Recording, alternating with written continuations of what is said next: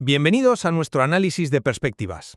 Hoy nos adentramos en una de las cuestiones más fundamentales y persistentes del pensamiento, la naturaleza del alma. El material que nos sirve de guía, que va desde la Grecia de Homero hasta los divanes de Viena, nos obliga a formular una pregunta que es decisiva.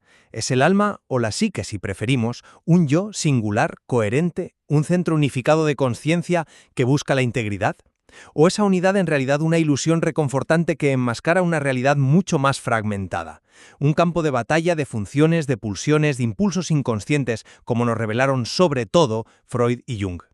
Es una pregunta que, en el fondo, define dos caminos radicalmente opuestos para entendernos a nosotros mismos. Exactamente. En nuestra conversación de hoy, yo sostendré que la experiencia de un sujeto unificado no es solo una sensación, sino una realidad fundamental, irreductible, una búsqueda de integridad que es, de hecho, el hilo conductor de la filosofía, la teología y la psicología profunda. Y yo, por mi parte, argumentaré que esa idea de un alma unificada es una construcción histórica, una simplificación que vino después. Propondré que un análisis riguroso, tanto de sus orígenes como de sus deconstrucciones modernas, lo que nos revela es una estructura compuesta, múltiple y a menudo en conflicto. Pues empecemos por mi posición. Yo parto de que la noción de un yo unificado no es una simple hipótesis, es el núcleo mismo de la experiencia subjetiva y, lo que es más importante, es la meta de todo desarrollo espiritual y psicológico profundo. La prueba más antigua y poderosa de esto la encontramos en la tradición introspectiva. Pensemos, por ejemplo, en las Confesiones de San Agustín. No es el diario de un ser fragmentado, es el monólogo interior de un alma singular que se siente dividida, sí, pero que dialoga consigo misma precisamente para buscar la reunificación con Dios. Es la historia de un yo que se reconoce, se pierde y lucha por volver a una unidad original. Una unidad anhelada, ciertamente, pero quizá no original. Permíteme continuar.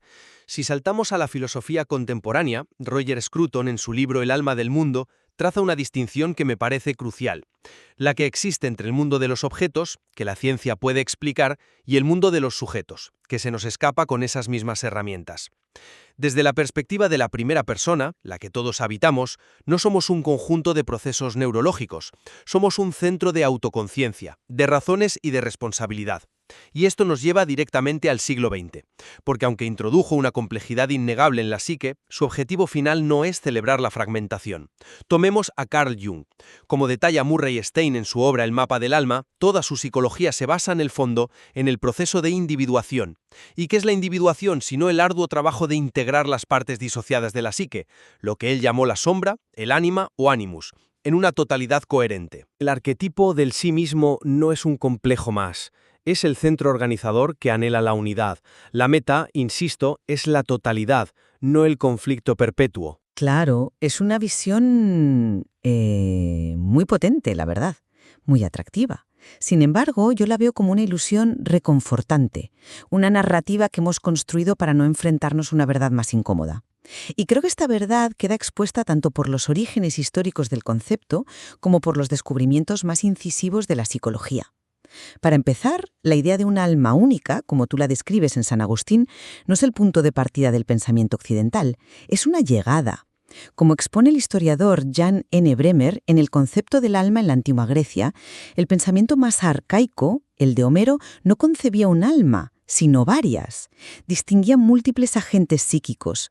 Estaba la psique, que era una especie de alma libre, que abandonaba el cuerpo, pero luego estaban las almas del cuerpo, como el timos, que era la emoción, o el nous, el intelecto. O sea, no había un director de orquesta, sino varios músicos tocando a la vez. La unidad es una construcción filosófica posterior. Una construcción que podría ser un descubrimiento, una profundización en la verdad, más que una invención, ¿no? O una simplificación, porque incluso Aristóteles, en la interpretación que hace su comentarista más célebre, Alejandro de Afrodisias, se aleja de ese dualismo de un alma piloto. Como resume Luca Bonzago en su breve Historia del alma, para Aristóteles el alma no es una sustancia separada, no es un quién, es la forma del cuerpo, es decir, es su sistema operativo, su principio organizador, es un cómo, no un quién. Pero el golpe de gracia a la idea del yo soberano lo da sin duda el siglo XX. Sigmund Freud, especialmente en su correspondencia con Stefan Zweig, nos revela un sujeto que no es amo en su propia casa. Estamos gobernados por un deseo inconsciente, por pulsiones que a menudo son autodestructivas. El yo freudiano no es un rey, es un diplomático acosado que intenta mediar.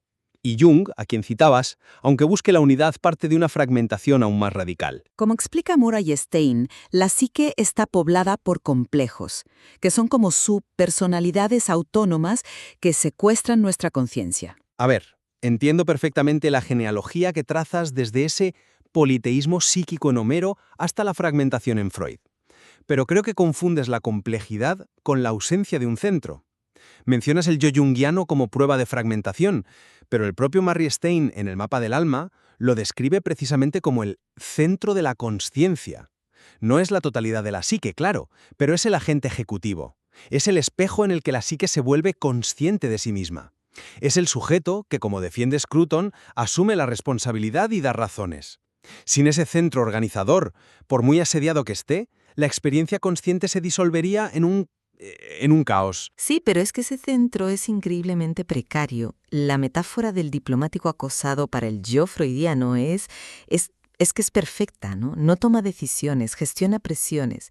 Y el propio Stein, a quien vuelves a citar, admite que todos tenemos complejos que actúan como personalidades múltiples en miniatura. Un complejo de inferioridad, por ejemplo, puede tomar el control y hacernos actuar de formas que nuestro yo consciente jamás aprobaría. La unidad que defiendes es en el mejor de los casos una tregua temporal en una guerra civil interna. De hecho, si vamos más allá, Luca Banzago nos recuerda que para filósofos como Jean-Paul Sartre, la idea misma de un yo trascendental, de una entidad fija, es una forma de mala fe. Es lo que él llama una muerte de la conciencia. Para Sartre la conciencia no es una cosa, es pura libertad. Intentar fijarla en un yo estable es cosificarla. Veo que pones el énfasis en la fragilidad de ese centro, y es innegable, pero al centrarte en el análisis funcional, en cómo se rompe o cómo se compone, me da la sensación de que se pierde de vista algo fundamental, el significado. Roger Scruton, en El alma del mundo, ofrece una crítica brillante a las explicaciones puramente evolucionistas del tabú del incesto. ¿Una explicación científica puede decir que evita problemas genéticos? Sí, pero ignora por completo su intencionalidad, o sea, lo que significa para nosotros como sujetos. Reducir el alma a sus funciones es como explicar una catedral analizando la química de sus piedras. Se ignora el propósito, el sentido. Y el propio Freud, a pesar de su afán cientifista, no buscaba mecanismos, buscaba el sentido oculto en los sueños.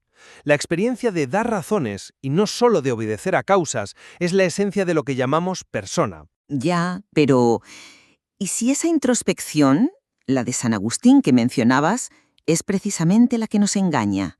¿Y si nos presenta una narrativa de unidad, una historia coherente, que un análisis más riguroso desmiente? Luca Banzago nos recuerda la famosa idea del filósofo David Hume. Hume nos invita a hacer un ejercicio de introspección radical. Mira dentro de ti, busca ese yo del que hablas. Lo que encontrarás, dice Hume, no es una entidad continua, sino un haz de percepciones. Una sucesión de pensamientos, sensaciones, recuerdos, pero ninguna sustancia que los unifique. El yo no es el cine, es la película. Y el método de Aristóteles, que nos llega a través de Alejandro de Afrodisias, era funcional por este mismo motivo. Era más honesto. Se entiende el alma por lo que hace, sentir, pensar, no por una supuesta esencia interior a la que en realidad no tenemos acceso. Y el psicoanálisis, en el fondo, es precisamente eso, la deconstrucción de la narrativa unificada del paciente. La introspección nos da la historia que queremos oír, no la verdad. Admito que la fuerza del argumento de Hume es un desafío formidable. Sin embargo, si solo fuéramos un haz de percepciones, ¿cómo explicas la abrumadora sensación de continuidad que todos tenemos? ¿De dónde surge la coherencia de nuestra biografía si no hay un yo que la sostenga? Me parece que, incluso en los modelos que defiendes, la estructura de la psique apunta a una finalidad, a un movimiento hacia la integración. El viaje de San Agustín en sus confesiones es un modelo de esto, es un retorno a la unidad con su creador. Y el proceso de individuación de Jung, que Murray Stein describe con tanta claridad, es exactamente eso, la reconciliación consciente con las partes negadas para alcanzar la totalidad del sí mismo. No es un proceso fácil, es la tarea de toda una vida, pero la dirección es hacia la unidad. Incluso la idea de la dialéctica de Hegel, que Scruton menciona, es un movimiento hacia la reconciliación. El conflicto no es el destino, es la condición que debe ser superada. Es que yo lo veo justo al revés. O sea, si hay un anhelo tan desesperado y universal por la unidad, es precisamente porque nuestro estado natural es el conflicto.